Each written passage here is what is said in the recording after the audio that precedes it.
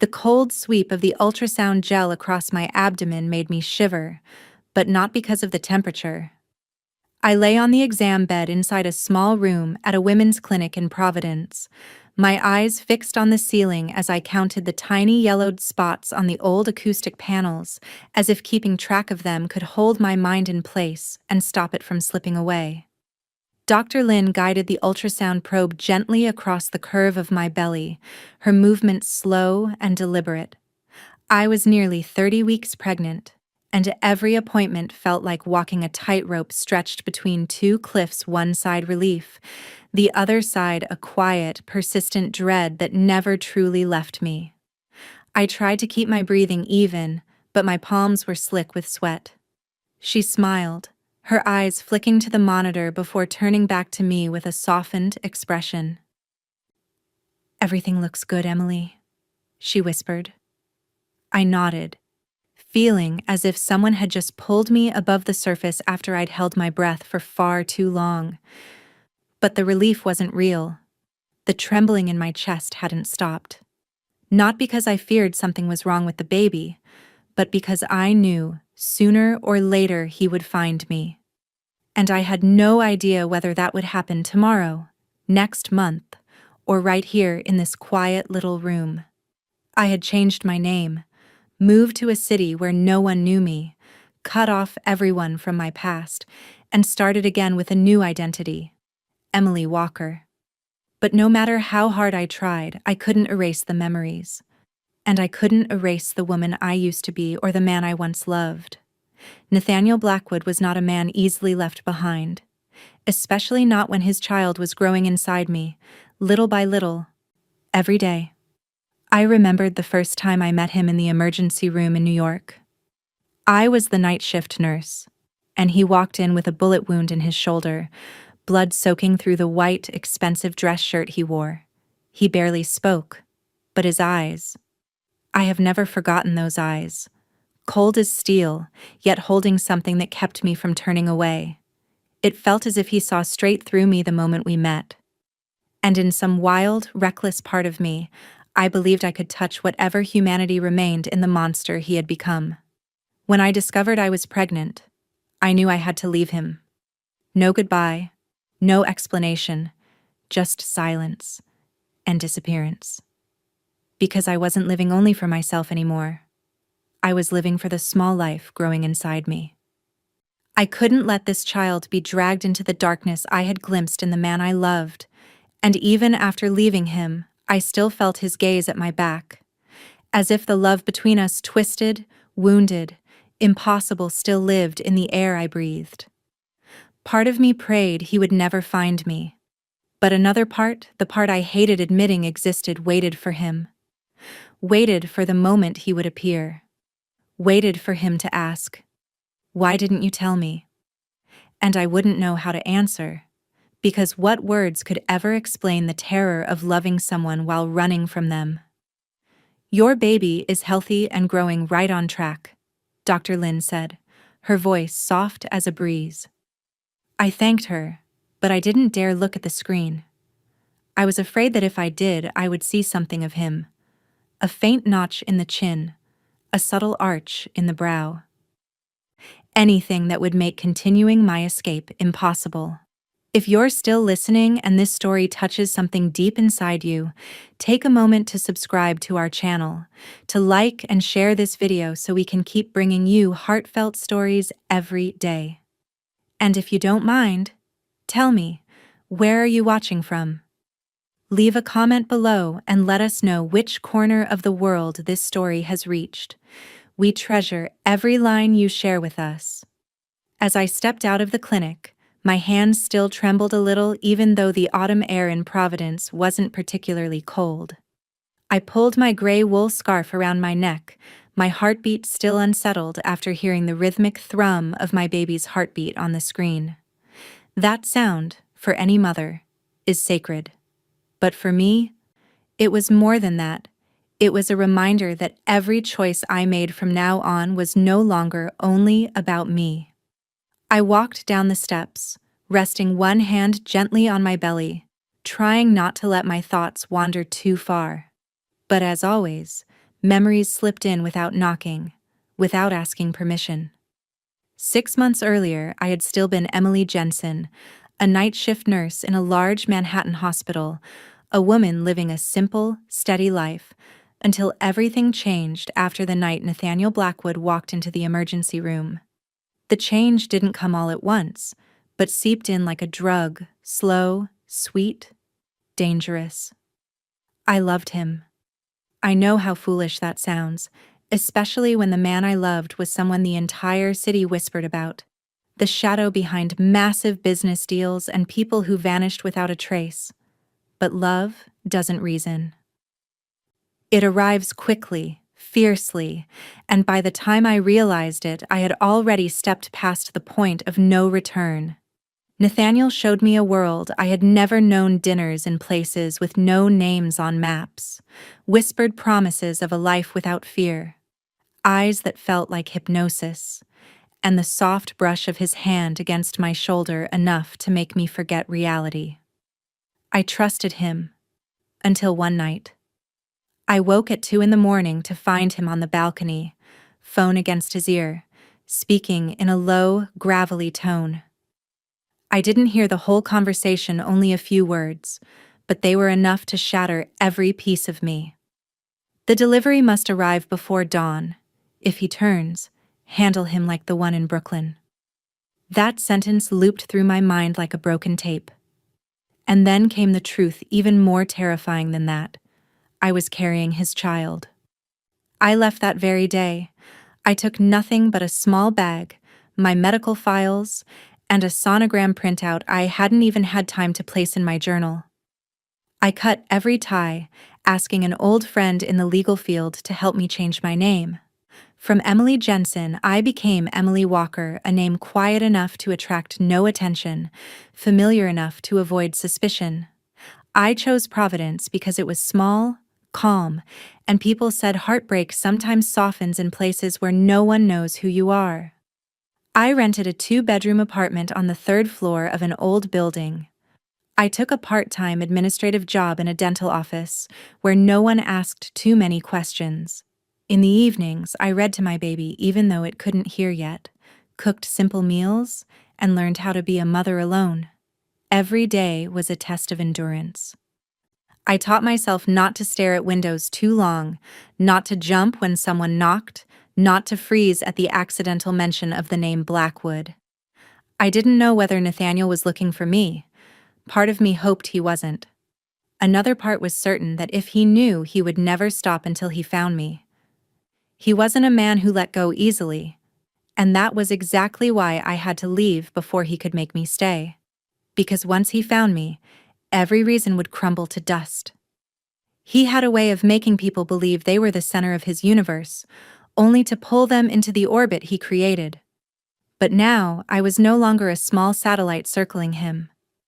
I was the mother of a child not yet born, and the only orbit I had to protect was the one leading my baby toward a life untouched by darkness. Or at least, that was the truth I clung to. The truth I prayed would be enough to keep us safe. I still remember the first night I met Nathaniel Blackwood so vividly that sometimes I wonder if I am reliving that moment every time I close my eyes. That shift began like any other graveyard shift in the emergency department of Manhattan Memorial, with ambulance sirens slicing through the doors and the thick scent of disinfectant hanging in the air. I had just poured my 3rd cup of coffee when the red light flashed above Trauma Bay 6. Male patient, mid-30s, gunshot wound to the left shoulder, stable blood pressure but losing blood fast. I pulled on my gloves, walked quickly toward the gurney being wheeled in, and then stopped for a strange, suspended second. Even lying there, shirt soaked in blood, lips pressed tight against the pain, this man radiated something unlike any patient I had ever encountered. He didn't panic, didn't beg, didn't even groan. His eyes slid over me as if I wasn't the nurse preparing to cut open his blood-soaked shirt, but someone he somehow already knew. Those eyes were so cold I could feel a shiver trace down my spine, and yet I couldn't look away. I swallowed hard, forcing my voice into professionalism. "What's your name?" I asked. He answered curtly, "Nathaniel." No last name, no unnecessary detail. His voice was deep and low, each syllable sounding as if it had been considered carefully before leaving his mouth.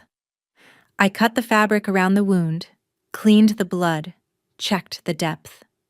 The bullet had grazed the clavicle, mercifully sparing the major artery beneath. Even as an experienced nurse, my hands trembled slightly when my fingers brushed his skin, not from fear, but from a strange sense that I was standing before someone who didn't belong to this place, someone from another world entirely. The doctor arrived moments later. I stepped back to let them work, but my gaze kept drifting back toward Nathaniel. After anesthesia and extraction, he refused to stay overnight. No family contact, no identification, just a signature on a discharge form before he walked out with a bandaged shoulder and blood seeping through his jacket. But before leaving, he turned back to look at me. For a long time, no smile, no words. Just that look. And in that look, I didn't see a wounded man. I saw someone assessing, memorizing, choosing. A few days later, he came back to the hospital. Not for follow-up. Just to hand me a small paper bag containing coffee from the shop I always mentioned to my coworkers, and a folded slip of paper with his phone number on it. "In case you need someone to take you home after your shift," he said before walking away as if it was the most ordinary thing in the world. I didn't call, not for the first 3 days, but on the 4th night, when the sky opened and rain poured hard against the pavement, I stood under the hospital awning waiting for a taxi that never came. And I dialed his number, wanting to see if he truly meant it. In less than 10 minutes, a sleek black car pulled up, the window rolled down, and he said nothing except, "Get in, Emily." I got in. And the world I knew ceased to exist from that moment on. Everything began with a bullet wound and a glance. And from there, I stepped into the life of a man the entire city whispered about as a monster. Yet to me then, he was the only person who ever made me feel seen. After that night, Nathaniel slipped into my life like a ribbon of scented smoke winding through every quiet space, gentle, but impossible to sweep away. He never pushed, never pursued aggressively. He simply appeared, always at the right moment, in the right place, as if every step I took had been mapped long before I took it. On nights after my shift, he often waited under the street lamp across from the hospital, never stepping inside, always giving me just enough distance to choose. But each time I spotted the glow of his headlights through rain or snow, my heart faltered. Our first date wasn't at some glittering restaurant, it was in a tiny Italian eatery tucked between 2 brick buildings in West Village. The elderly owner, white-bearded and warm, greeted Nathaniel by name in a familiar, lilting Italian accent. We sat at the last table near the fireplace, candlelight trembling against our wine glasses and reflecting in his dark, fathomless eyes. I remember laughing more than usual, and I remember that when he reached across the table to take my hand, I didn't pull away. Everything after that moved like a rush of wind. He took me to places I had only seen in magazines. One evening, on a private yacht docked at the Hudson Pier, wrapped in spring fog, we ate dinner under dim lights with jazz drifting from an old speaker. On another night, he reserved a table at a restaurant on the 60th floor of a glass tower, where Manhattan glowed beneath us like an ocean of stars. I still remember the shock of stepping into his penthouse for the first time, everything immaculate, coldly pristine, except for one corner with an old wooden piano. He said it belonged to his mother, the one thing he couldn't bring himself to touch. In moments like those, I felt as if I were loving a real man, not the myth people whispered about. To me, Nathaniel wasn't a ruthless kingpin. He was the man who drove me home at 2 a.m. in silence, who sometimes cooked breakfast and placed it gently by my bedside, who touched my cheek as though afraid I might vanish. He always knew when I needed quiet and when I needed to be held. Every time I tried to keep my distance, reminding myself that something about him was wrong, he appeared again with a look, a word, or simply his quiet presence, dissolving my fear. Once he took me to an old theater, empty except for the two of us. The orchestra consisted of a single piano, a violin, and a woman singing old French love songs. When the stage lights dimmed, he turned to me and asked if I could imagine a life like that. I nodded, and that night I knew I loved him in a way I could never undo, not because of what he gave me, but because of the way he made me believe I mattered.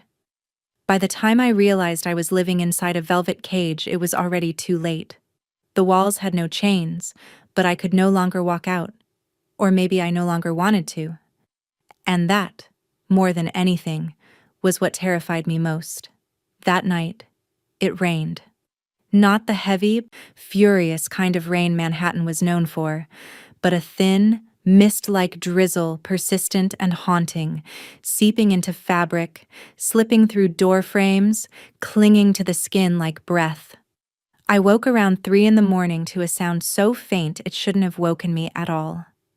A sliver of warm, golden light bled through the crack of the bedroom door, stretching across the wooden floor. Nathaniel was not beside me. I rose, my bare feet cold against the floorboards, a quiet unease tightening inside me. As I neared his office, I was about to call his name, then froze. The door was only partially closed. From inside came his voice, low, sharp, and icy in a way I almost didn't recognize. It was the same voice that whispered love to me every night, now stripped of warmth, sharpened into something lethal. He was on the phone. "I don't care who's backing him. If he kicks at my spine one more time, I want his head on the table before the week ends." Silence, then a dry, humorless laugh. "No lawyers, just the right people. Bring him to Warehouse 9, Friday night. No loose ends." I stood motionless. Those words cut into me like shards of glass. I didn't dare breathe. For a moment, the entire world seemed to solidify around me, frozen and hollow, while his voice spilled through the door like an echo from some deep, merciless cavern. I had heard rumors about Nathaniel, about his past, his dealings in the shadows, the faceless partners, the handshake agreements that lived outside the law. But I had never truly believed them. Or perhaps I had never wanted to believe them. I had built in my mind the image of a complicated man trying to change, a wounded soul attempting to rise out of the darkness that had once shaped him. But now the truth lay bare, without disguise, without mercy. He was not just connected to that world, he was its center. I stepped back, gripping the wall as if I needed it to keep from collapsing. I returned to the bedroom, my heartbeat ricocheting inside my chest. I lay down and pretended to sleep when he came in minutes later, rain still clinging to his hair, the faint scent of smoke drifting with him. He slipped under the blanket beside me as though he had never uttered a single one of those words, as though he were still the man who brought me to an old theater and asked if I could imagine a different life. I stared at the ceiling, tears sliding silently into my hair. And in that moment, I knew I had to leave him. Not because my love for him had dimmed, but because the man I loved was only a version of him that did not exist. And if I stayed, that love would not only destroy me, it would endanger the small life growing inside me every day. I stepped out of the ultrasound room with the medical file clutched tightly in my trembling hands, my heart still tangled in the images I'd just seen on the screen. The baby was growing stronger every day, healthy, promising a living piece of a love I no longer dared to speak aloud. I walked down the hallway with hurried steps, needing to leave before the fear inside me could take shape and swallow me whole. And then I stopped. Completely, as if time itself hardened into glass around me. Just a few yards ahead, Nathaniel stood leaning casually against the reception counter, one hand tucked into the pocket of his black overcoat, his face carved with the same cold, sharp beauty I once traced with my fingertips. His gaze swept across the waiting room and stopped when it found me. Every sound dissolved. I no longer heard the chatter of patients or the shuffle of nurses, only the violent thud of my own heartbeat in my ears. I couldn't breathe. My feet rooted themselves to the ground. My belly tightened. 7 months of hiding, of watching every shadow, every unknown number, every slight coincidence only for this. For him to appear here, in the one place I had clung to as my last refuge. His expression wasn't angry. It wasn't even surprised. It was still, terrifyingly still, as if he had known, as if he had always known, waiting only for the exact moment to step out of the shadows. I wanted to turn and run, but my body refused to move. A nurse passed between us, snapping the tension but not breaking it. I quickly moved toward the emergency exit, desperate for this to be a trick of an exhausted mind. But his voice rose behind me, steady, deep, unmistakably close. "Running again, Emily?" I stopped. My heart slammed so hard I thought it might burst. He walked toward me, slow steps, deliberate, each one cutting the distance between us with certainty. No one in the room seemed to notice, or maybe they chose not to. Nathaniel had a way of dimming the world around him until only he remained in focus. He halted in front of me, his gaze dropping to my belly beneath the loose coat. His eyes froze for a single heartbeat, then shifted, first surprise, then comprehension. It wasn't the look of a man learning he would be a father. It was the look of someone who had suspected the truth for a long time and was now simply confirming it. "You're pregnant." His words weren't truly a question. I didn't answer. I couldn't. My throat tightened, not with emotion, but with fear.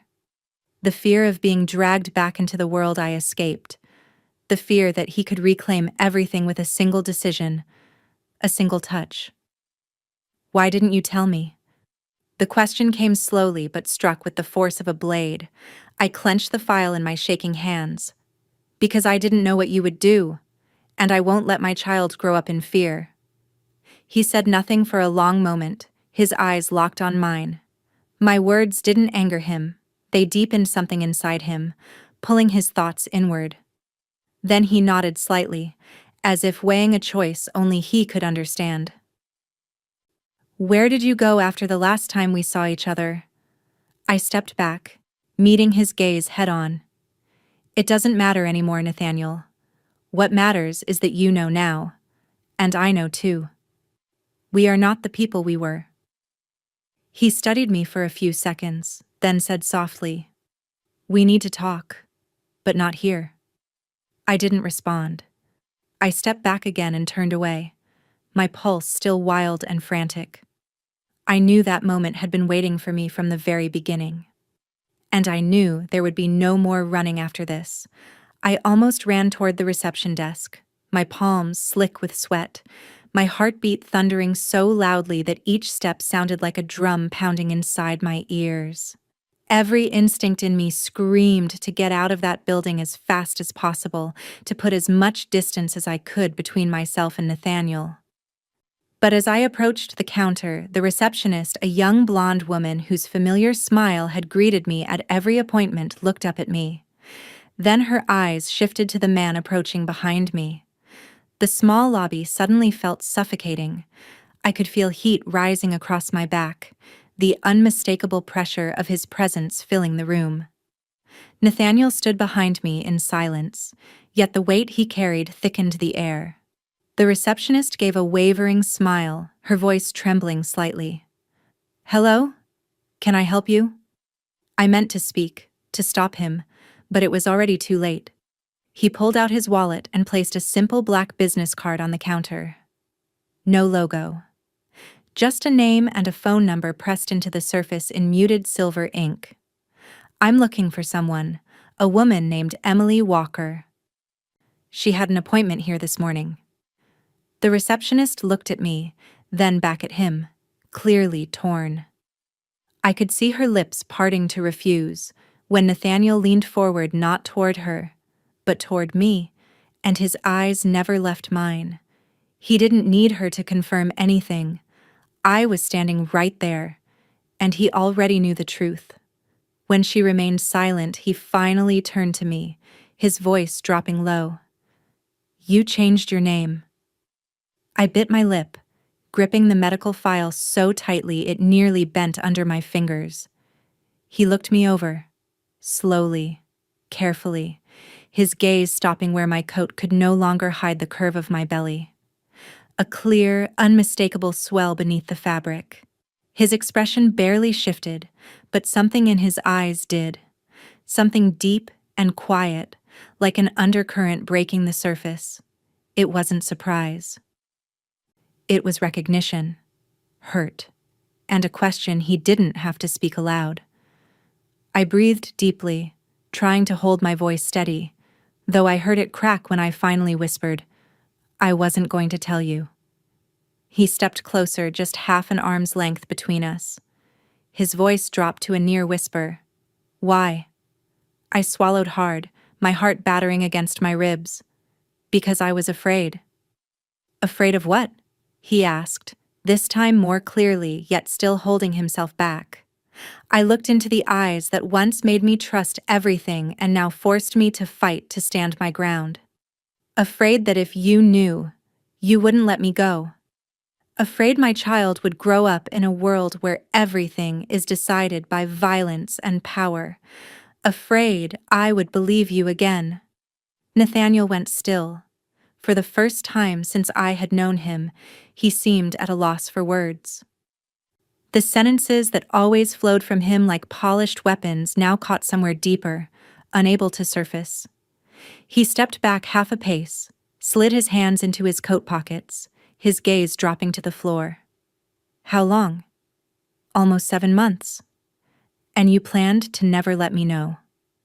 I didn't answer. The silence between us thickened like fog, dense, cold, wrapping itself around two people who had once been everything to each other. The receptionist watched us with worry, and in that moment I suddenly realized how exposed my private life was, laid bare for strangers to witness. I turned away, but before I could step forward, Nathaniel said quietly, "I didn't come to take you back. I came to know that you're safe. And if that child is mine, then I have a right to protect it." I stood still, not looking at him, but my entire chest tightened. He was no longer the man I left behind, but he wasn't yet someone I could trust again either. And I knew that this confrontation was only the beginning of something far larger than either of us could see. I didn't turn toward him, but I held the file against my chest as I stepped out of the clinic, my thoughts swirling chaotically. Nathaniel walked slowly behind me, maintaining a careful distance not close enough to corner me, but close enough that I could feel him there, solid and undeniable. His voice came quietly, deliberately, as if meant only for me. "We need to talk. Alone." I turned to him, still guarded. He hadn't changed much since the last time I saw him, the same deep, set eyes, the same controlled expression, but there was something different too, something I couldn't quite name. I nodded slowly. "Not here. There's a cafe a few blocks away. It's where I usually go after appointments. It's quiet, and I feel safe there." We said nothing as we walked. The tension between us felt like a taut string stretched to breaking. My heart trembled, yet I kept moving. When we finally sat at a small table tucked into the corner, I looked at him for a long time before I spoke. "If we're going to talk, then it needs to be clear from the start. I'm not coming back. I'm not asking for forgiveness. I'm not trying to rebuild anything we used to be." He nodded, listening in silence. "You came because you needed answers and now you have them. But if you want to be present in any part of this child's life, you'll have to accept my conditions. I won't let my child be pulled into your world. No weapons, No men watching. No violence. No late-night phone calls that make me jump in fear. If you truly want to be a father, you'll have to change. Not for me. For the child. His eyes softened, shifting from cold steel to something solemn, almost wounded. He didn't argue. He didn't defend himself. He just sat there, silent, weighing every word. Then he nodded. He didn't promise change overnight, but he wanted a beginning, a chance to prove himself. I looked at him, unsure whether I could believe him yet, but fully aware that no matter where I ran, the truth would follow. And his presence, whether I welcomed it or not, was part of the blood inside the life growing within me. Just once, I whispered, if you cross any of those lines, I'll disappear. And this time, you'll never find me. He said only one sentence. Then don't give me a reason to fail. After that meeting at the cafe, I expected not to see Nathaniel for a long time, or that any future interaction would happen strictly on my terms. But only 3 days later, I saw his familiar car parked less than half a block from the apartment I was renting. At first, a cold shiver ran through me. I thought he was watching me again, imposing himself into my life without permission. But when I climbed the stairs, I saw a tall man in a black suit standing outside my door, his eyes scanning the hallway. He nodded politely and introduced himself as Mason, assigned to ensure my safety and the safety of the baby. I nearly shoved him away on instinct, but before I could react, my phone rang. Nathaniel. His voice was calm, unforced. He said he knew I didn't want surveillance or control. But during his search, he had found a few questionable names asking about me. He didn't specify who or how he knew, but he didn't have to. His world, whether I liked it or not, was still lingering outside my door. And because of the baby, I couldn't afford to be reckless. I reluctantly allowed Mason to stay only at night, and only in the hallway. Nathaniel didn't appear right away. He let things settle quietly. A few days later, I found a pregnancy pillow outside my door, the expensive kind I had never let myself consider. The next day, a bottle warmer. Then stretch mark oil. Then a prenatal yoga mat. No notes. No messages. But I knew exactly who they came from. By the weekend, I signaled Mason to allow Nathaniel to come up, but only to talk. He arrived on a light, drizzly Sunday afternoon, without a car, without guards, holding only a small paper bag with croissants from the French bakery I used to love in Manhattan. He didn't step inside. He stood in the hallway while we talked.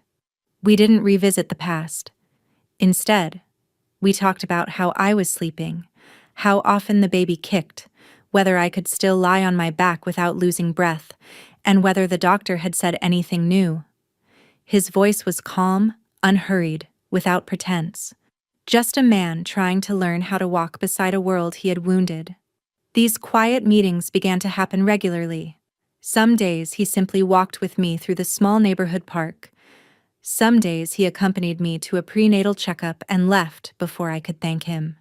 I didn't want to admit it, but a small part of me felt safer knowing he was near a small part, but undeniable. Everything unfolded quickly, but without the noise of our past. Something in Nathaniel had changed, or maybe it was just the way he showed himself. He maintained distance, never stepping inside my home unless I allowed it. But his persistence slowly lowered my guard. I still wasn't ready to forgive him, much less trust him again. But I began to believe that he genuinely wanted to be a father. Not as a powerful man imposing his will, but in the most human way he knew how. And sometimes, that alone was enough to make me take one small step back toward him, even as my heart trembled at the memory of everything we had survived.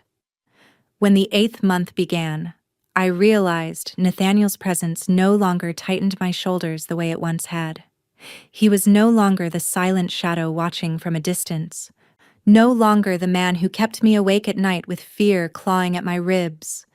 He became the person who knocked on my door every Saturday morning with a nutrient-packed smoothie for expectant mothers, the one who waited quietly in the hallway after every prenatal checkup, the one who sent short messages asking if I had eaten, how I was sleeping, whether the baby had kicked more than usual. I didn't answer all of them, but I read every single one. Some afternoons, I allowed myself to walk beside him in the small park near my building, where no one knew who we were, where no one looked at him with guarded suspicion, where no one whispered the name I had spent months trying to forget. We talked like two people who had once loved each other and were now learning how to be something gentler, something like friends. Sometimes he told me about his childhood with his mother, a pianist who died far too young. Sometimes I told him about the fears of becoming a single mother, the nightmares that visited me since the day I learned I was pregnant. Whenever I opened up, he listened, he didn't interrupt, didn't try to fix anything or soften anything. He simply stayed. And slowly, painfully, I realized a part of me still loved him. Loved him in a quiet, guarded way I was afraid to examine too closely. But it was there. Yet the more peaceful our moments became, the sharper my inner conflict grew. I couldn't forget who he was. I couldn't forget what I heard through that half-closed office door. Couldn't forget the women I'd seen slip through the hospital hallway with bruises half hidden under their sleeves, fear sealed behind silence. I didn't know what Nathaniel had done in detail, but I knew enough to understand his world was not the one I wanted for my child. I couldn't let my baby grow into a life where words weighed more than laws, where silence was bought with fear, and where expensive gifts were used to bury the truth. I began to feel trapped inside an emotional snare, where memories of our past love glimmered like shards of glass in sunlight, beautiful enough to make me forget they could cut me at any moment. Nathaniel seemed to sense the shift. One afternoon, he asked a question that seemed harmless, yet left me speechless for a long time. "If you'd never heard that phone call, would you have stayed?" I didn't answer right away, because I honestly didn't know. Maybe I would have stayed, sinking deeper until escape was impossible. Maybe I would have kept loving him, convincing myself everything was fine until the truth cornered me. And that was what scared me most. I wasn't afraid of Nathaniel hurting me. I was afraid I would hurt myself by loving him still. We sat together for a long time after that, saying nothing. We didn't need words, because we both understood that whatever existed between us hadn't vanished. It was only buried under layers of doubt, pain, and truths, too heavy to ignore. And I began to realize that if we were ever going to move forward, we would have to face not just each other, but the darkness within ourselves. Monica appeared on an early winter afternoon when the sky hung low and gray, and cold air seeped through the window frames no matter how tightly I shut them. Nathaniel arrived later than usual that day, but he didn't come alone. The woman beside him looked to be in her early 30s, tall, short brown hair, dressed simply but moving with a crisp precision, her eyes tracking every small movement I made. Nathaniel introduced her as Monica, the one who would temporarily replace Mason as my security detail. I could feel the professionalism in every one of her gestures, but it was also clear she wasn't only a bodyguard. Monica didn't resemble the men who once followed Nathaniel. She wasn't silent. She didn't loom. But she observed with an acuity that made me feel exposed, as if she could see straight through me. She began showing up every day, exactly at 8 in the morning, sitting in the cafe downstairs or pacing the opposite sidewalk. Never intruding, but always close enough to intervene. At first, I found it suffocating. But slowly, as unfamiliar faces began lingering too long near my building, as someone tried my door late one night but fled when I called out, I understood Monica's presence wasn't excessive, it was necessary. One evening, while Nathaniel walked with me, I finally asked him directly what was happening. He stayed silent for a long time before speaking. Damien crosses out of prison. Those words made my heart stutter. I had never met Damien, but his name wasn't unfamiliar. When I lived with Nathaniel, I'd heard that name whispered during abruptly ended phone calls, seen it on photographs tucked into files he never left open. Damien had been a former partner, or more accurately, a former enemy. A man who once sat on the council of an organization Nathaniel was now trying to disentangle himself from. They had worked together, until they turned on each other after a failed operation no one ever spoke about. Nathaniel never explained, but his eyes, whenever that name surfaced, told me enough. Damien wasn't just a threat to him, he was a threat to anyone who had ever been close to him. Including me. Including the child inside me, Monica later clarified. Damien had once sworn to cut out anything that made Nathaniel weak. And now, he knew about me. She didn't explain how, but that no longer mattered. What mattered was that the moment I re-entered Nathaniel's orbit, I became the most obvious weakness he had. Monica started training me in basic survival. How to recognize when someone was tailing me, what to do if I was forced into a car, my new door codes, emergency numbers. Each session was a reminder that I was no longer living in an ordinary world. I had tried to outrun Nathaniel, tried to build a new life, believed that distance and a new name and a quiet city would be enough, but when that world finally caught up to me, it broke down every barrier I had constructed. Nathaniel began staying longer each time he visited, saying nothing about Damien but carrying tension in every glance, every movement. I knew he was planning something, maybe retreat, maybe retaliation. But the thing that frightened me most wasn't his plan, it was that he'd stopped shielding me from it. Somehow I was stepping once again into a world I had risked everything to escape. And this time, I wasn't alone. A small life was growing inside me day by day, and I no longer knew if I had the strength to protect my child from everything that was coming. I began to see everything around me with different eyes. Every unfamiliar sound in the hallway, every person passing the cafe window, every car lingering too long in front of the building made my senses tighten. Monica assured me things were still under control, but I could no longer quiet the feeling that everything was slowly slipping past the boundaries we'd tried to set. I didn't tell Nathaniel, because I knew he would tighten the security again, add more people, build the very cage I had once fought so desperately to escape. But inside me, the fear had already rooted itself. I startled whenever someone knocked at night, even when it was only a delivery driver at the wrong door. I began imagining situations where I wouldn't react fast enough, moments when I would be alone, the small windows of vulnerability when I might forget to lock the door twice. My mind filled with all the terrible things that could happen to my child. And the more I thought, the more I realized I was losing control of everything I had fought to build. Damien could appear at any time, in any form, and with just one small opening, I could lose everything. I would watch Nathaniel speak on the phone in that deep, measured, dangerous voice of his eyes sharp as steel, and I wondered whether he truly believed he could protect us, or if he was simply trying to hold the world together long enough to keep it from collapsing. Because if even Nathaniel couldn't promise safety, then who could I trust? And somewhere in the quietest part of my heart, I began to question whether staying anywhere near him was still the safest choice for my child. That afternoon, the sky dimmed and light snow fell like powdered chalk, dusting the windshield with a thin, milky layer. Monica was driving me home from my routine appointment, everything seemingly normal until I noticed how often she checked the rearview mirror. At first, I didn't think much of it. But the intervals between her glances grew shorter.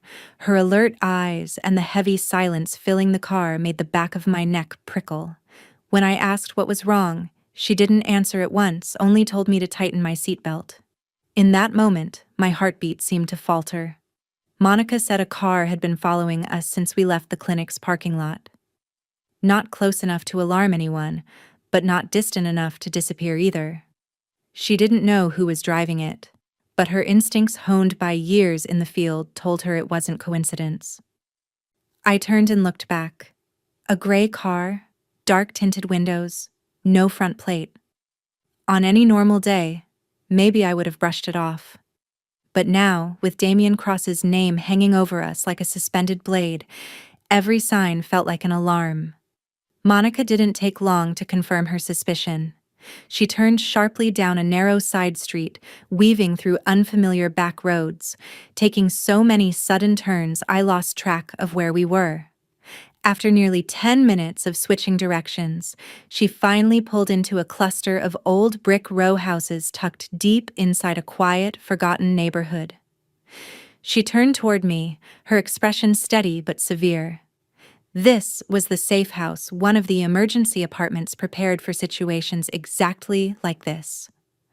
My legs trembled as I stepped inside, even though Monica insisted no one had managed to follow us. The apartment was small and bare, furnished with only the essentials, spotless but without a trace of personal life. It felt like a stage set for someone who needed to vanish. I sat on the stiff sofa, placed my hands on my belly, and felt the baby move gently beneath my fingers. The sensation brought tears to my eyes, not from fear, but from exhaustion. I had run. I had changed my name. I had tried to build a normal life, yet the shadow of Nathaniel and everything attached to him still found me. Monica moved through the apartment checking locks, windows, the alarm system. She said little, only left a small handgun in the drawer and warned me not to open the door for anyone but her or Nathaniel. When I asked if he knew where I was, she nodded. He wouldn't come right away, doing so would draw too much attention, but he had already activated the highest level of protection. I looked around the room, feeling like a creature tucked away in some dark forest, hidden but hunted, uncertain of what waited outside. Part of me felt relief knowing my child was safer for the moment. But another part ached with the realization that I no longer had choices, only the instinct to keep running. And this time, I wasn't running for myself. I was running for a life that didn't yet understand the world, yet had already been thrust into it with fear and trembling steps. Near midnight, I heard the knock 3 light taps, a pause, then 2 more, Monica's exact signal. My heart tightened painfully. I moved to the door quietly and looked through the peephole. Nathaniel stood there, alone. No guards. No luxury car waiting outside. His gray coat was wet from the misting rain, his hair disheveled, and though his eyes looked tired, they still held the sharp focus that never seemed to leave him. I opened the door. He stepped inside, closing it behind him, filling the small apartment with an air so tense it felt like he had carried the storm in with him. I didn't greet him or offer a seat. We simply stood there facing each other for a few long seconds that stretched like slow-motion film. He broke the silence. He said the place was no longer safe, that despite the evasive routes, there were signs Damien had tracked the trail. He hadn't appeared himself, but the shadows he sent were drawing closer. Nathaniel said Monica had found a listening device near the clinic I frequented, and though they couldn't be sure it was meant for me, he wasn't willing to gamble on maybes.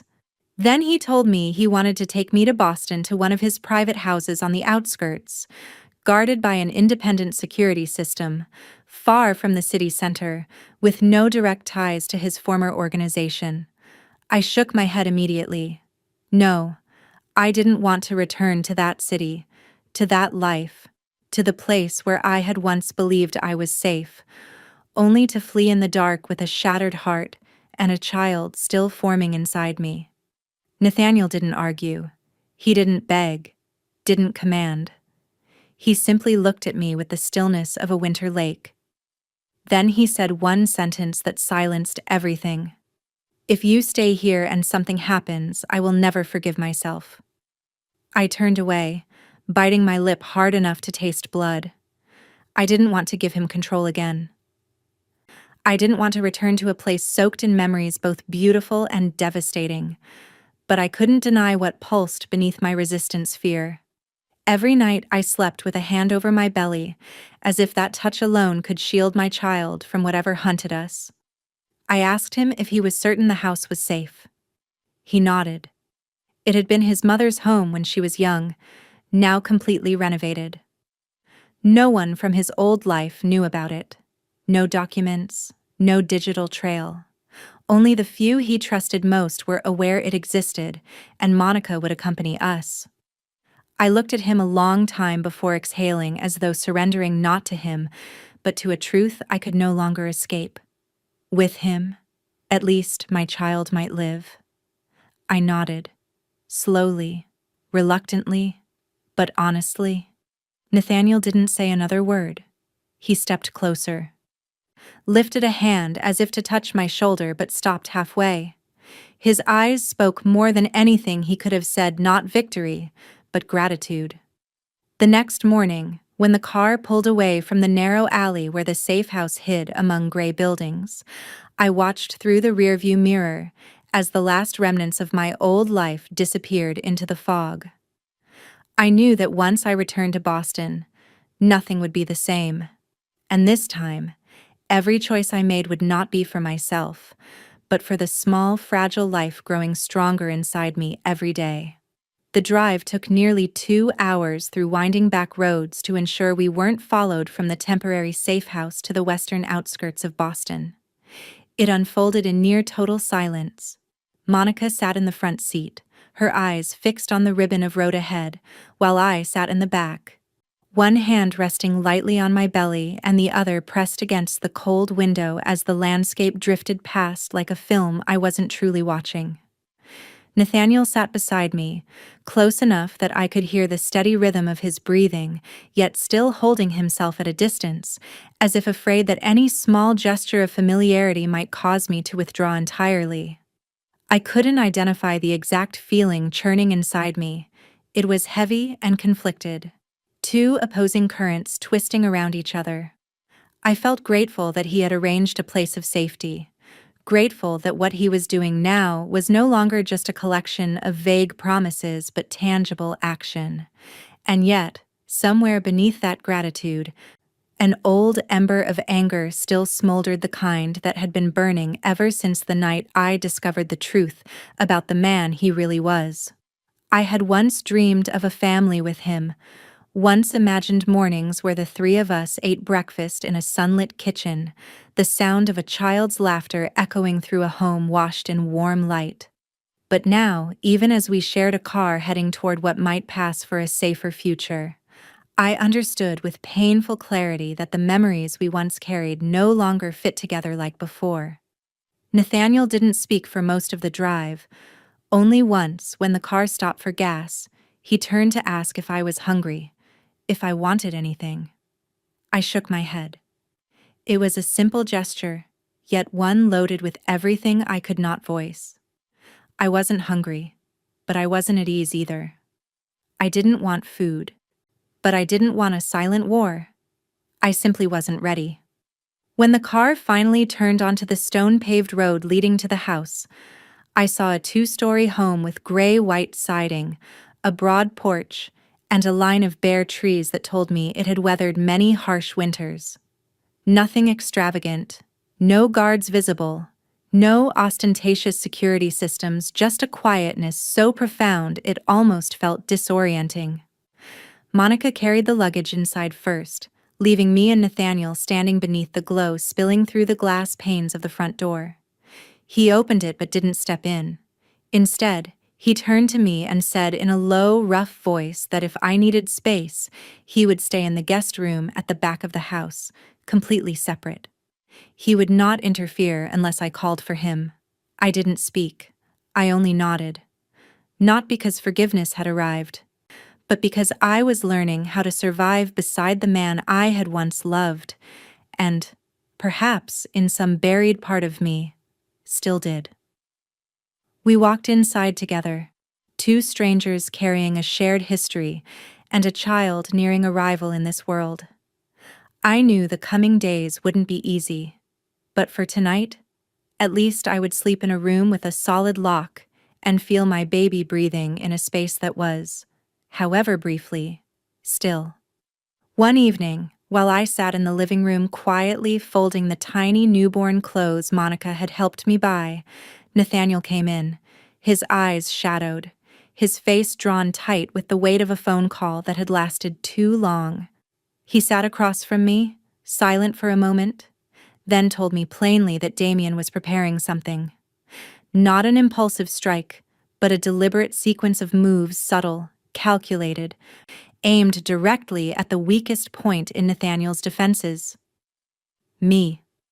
He said there were signs Damien had begun reclaiming old territories, recruiting former neutral players, even contacting a few faces from Nathaniel's organization, tempting them to turn. Men he had believed severed from that world.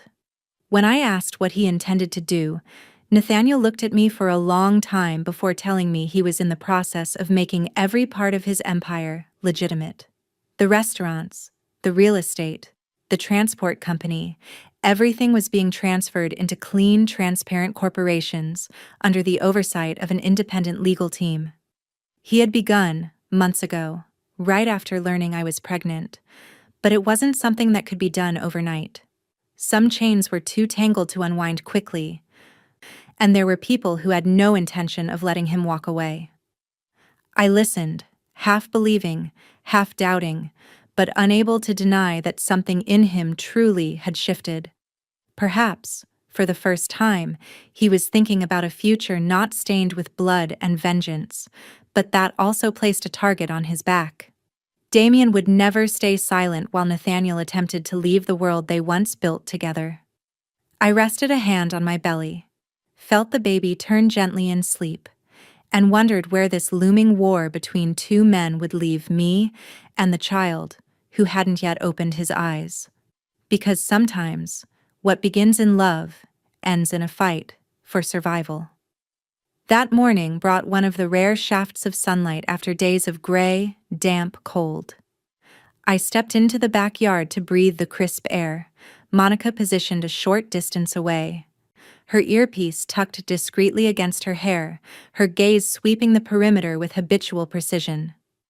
I was watering the young lavender plants we had just set into the soil, when a small rustling sound came from the left side of the fence so faint I almost overlooked it, but loud enough for Monica to snap toward it instantly. Everything that happened next unfolded with the speed of a scene ripped from a frantic, distorted reel. Two men in dark clothing burst from nowhere. One grabbed my arm, yanking me so hard I stumbled forward, instinctively cradling my belly. Monica shouted, firing a warning shot into the air, the crack of the bullet slamming through my skull like a shockwave, but the man dragging me refused to release his grip. He pressed a foul cloth that smelled like gasoline over my mouth, hauling me backward as I struggled helplessly, every muffled cry trapped in terror and pain. My mind filled with blood and panic as I thought of the baby, this fragile body inside mine that hadn't even taken its first breath. Monica charged forward, firing again. The shot hit the man's leg, sending him screaming as he finally let me go. I collapsed onto the damp grass, gasping, but before I could gather myself, another arm snaked around my torso, dragging me away again. I heard the roar of an engine in front of the house, doors slamming, shouting a chaos of feet and curses, and then Nathaniel's voice cut through everything like thunder. "Don't touch her." A gunshot exploded, close and terrifying, Monica shouting my name as she ran. My vision blurred as I was shoved toward a waiting car near the gate, but just as the door flew open, a figure lunged in, yanking me backward with brutal force. Nathaniel. He wrapped his arms around me as though letting go would mean losing me forever. Another attacker rushed forward, but before he could lay a hand on me, another gunshot rang out. Monica dropped him without hesitation. Nathaniel pulled me into the house, slamming every door shut, locking them hard from the inside. I couldn't form words. My heart hammered so violently I felt pain tearing across my ribs. Nathaniel cupped my face, his hands cold but firm, as if confirming I was truly alive. He asked if I was hurt, if I felt pain anywhere, if the baby had moved. I could only nod as tears streamed down my cheeks. Damien hadn't appeared. He didn't need to. A handful of lackeys was enough to poison the air with fear and to remind us how close he was. Nathaniel struck the wall with his fist once he confirmed I was safe, anger and helplessness shaking through him like fire. Monica was already shouting orders into her radio, activating every emergency protocol. No one said it aloud, but we all knew. Time was running out. The fragile safety I had once believed in was already crumbling, fragile as thin glass in a storm. In Nathaniel's arms, for the first time in weeks, I felt not only fear but a rising fury, not at him, but at everything threatening the small, unformed life I had carried for so many months. In that moment, I made a silent vow. I would not let anyone, not Damien Cross, not the ghosts of Nathaniel's past, not the darkness stalking us, lay a hand on my child ever again. 3 days after the attack, I woke close to midnight to an unfamiliar sound coming from the study at the end of the hallway. A thin blade of light spilled beneath the door, telling me Nathaniel was still awake. I moved quietly, not wanting to disturb Monica, who was asleep on the long couch in the living room. Whatever drowsiness remained dissolved the moment I heard Nathaniel's voice through the half-closed door, low, cold as carved stone, the tone he used only when giving orders. He didn't know I was standing there, silently hearing every word spoken through the satellite phone. Someone on the other end reported that Damien had been tracked. He was hiding in an old warehouse near the city limits, and with a single nod from Nathaniel, the plan to eliminate him could be carried out before dawn. There was no mistaking the steel in his voice when he said to clean every trace. No need to bring him in, don't give him the chance to try again. In that moment, I felt myself pulled backward into a truth I had always tried to push away, that no matter how much Nathaniel had changed, at his core, he was still a man who could order another man's death as if it were simply another line item in his work. I pushed the door open just as he ended the call. He startled, phone still in hand, eyes wide as if he hadn't imagined he would find me standing there. I didn't yell or cry. I simply asked what he was doing. Nathaniel didn't answer right away. He pocketed the phone and stepped toward me, his eyes dimming with a guilt almost childlike. I asked again. This time my voice cracking, was he planning to kill Damien? His response was a sentence I would never forget. He had no other choice. When I looked into his eyes, I saw 1,000 silent battles raging inside him. His fear for me, his fear for our child, his hatred for what Damien had done, and above all, the desperate need to end everything before it took away whatever was left of his life. But I also saw this. If he carried out that order, he would never escape the darkness he was trying so hard to leave behind. I stepped closer and placed my hand against his chest, feeling the forceful, restless beating beneath his shirt. I told him that if he truly wanted to start over, if he wanted to become the kind of father our child could one day speak of with pride, then he had to stop now, not because Damien deserved mercy, but because our child deserved a beginning unstained by blood. Nathaniel said nothing for a long time. Then he turned away, bracing both hands on the desk as if every part of him was struggling against a rising tide. I didn't know what he would choose, but that night was the first time I ever saw him step back from the very path his entire life had been built upon. He didn't call back. He sent no further orders. He only stood there in the long shadow cast by the desk lamp, and I knew that if he could withstand that moment, perhaps, just perhaps, we might have a chance to start again. The next morning, he left early without saying where he was going. He only left a slip of paper on the kitchen counter. A few handwritten words. I need to finish this the right way. Don't worry, I won't let you down. I read it again and again, my heart swelling with fear and hope intertwined. Nathaniel had never hesitated when making decisions, especially with someone like Damien Cross. Yet now, after everything Damien had done, he was choosing another path. It wasn't weakness, it was courage. Monica stayed glued to me all day, her eyes flicking often to the screen showing the GPS tracker on Nathaniel's car. She didn't say much, but the tension in her face told me that whatever was happening wasn't simple. Near noon, she received a call. She stepped outside to take it, returned with a pale face but a relieved nod. "It's over," she whispered. "He's safe." But when Monica later recounted what happened at the abandoned lumber mill on the edge of the city, I finally understood the terrifying capability of the man I loved.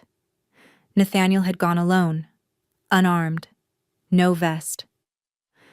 He walked into the center of the warehouse where Damien and his two most loyal men stood waiting, guns drawn and aimed straight at his heart. Damien laughed, pressing the cold muzzle of his pistol against Nathaniel's forehead, his finger twitching on the trigger. "You've gone soft, Nathaniel," Damien spat. "You gave up the crown for a woman and a brat. Today I end you, and then I find them."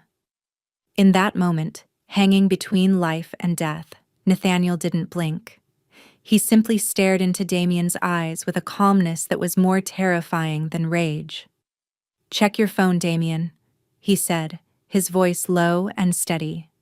Damien frowned but didn't lower the gun. Then his phone on the table buzzed. He put it on speaker. It was his chief accountant screaming in panic. "Boss, it's all gone.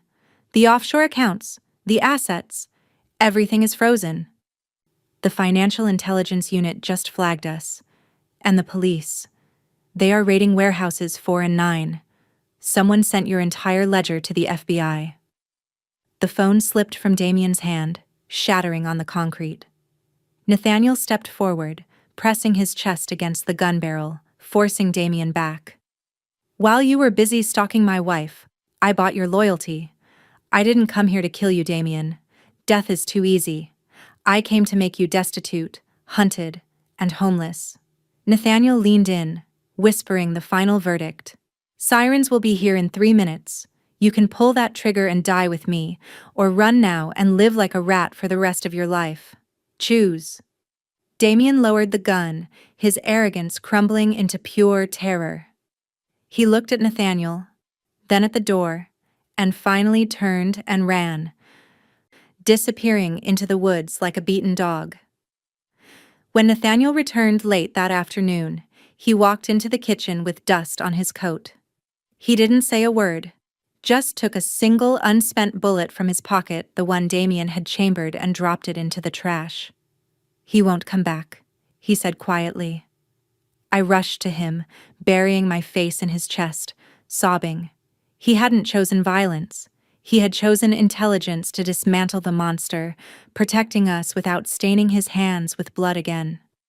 That evening, when everything seemed to have settled and the wind outside the porch had softened into a faint winter murmur, I sat across from Nathaniel in the living room, warming my hands around a ceramic mug.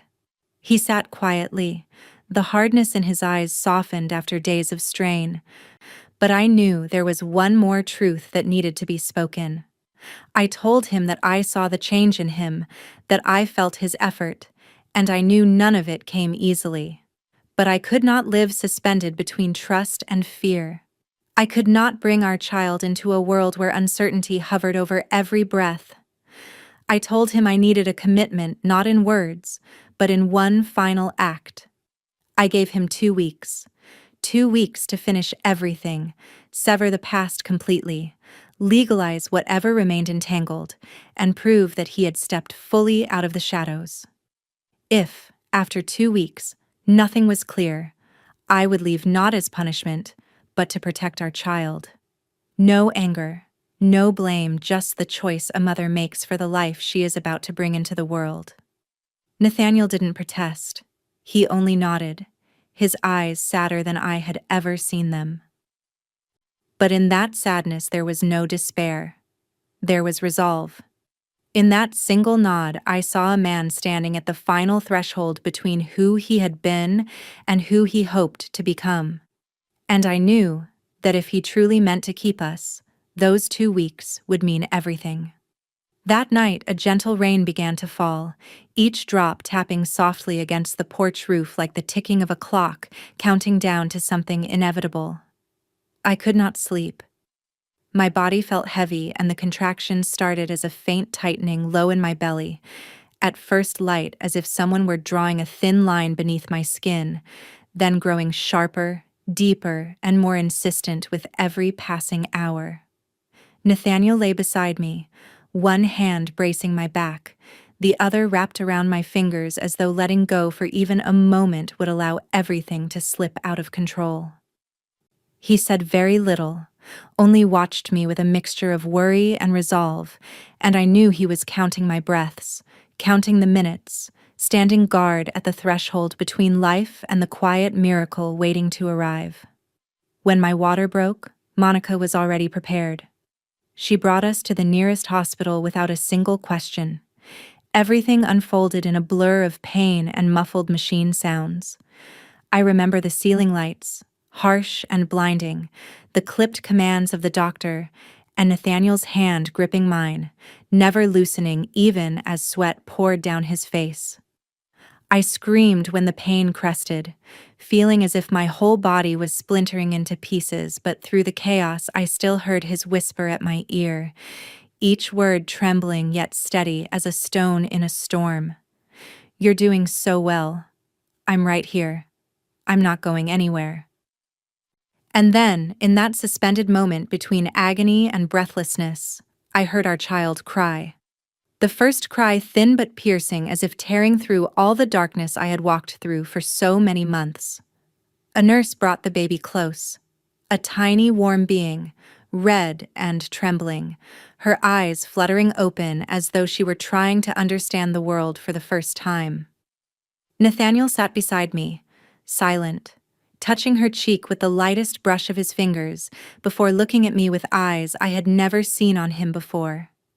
It was not the gaze of a man who had once shaken the underworld, but of a father discovering fear, tenderness, and a love so profound it robbed him of speech.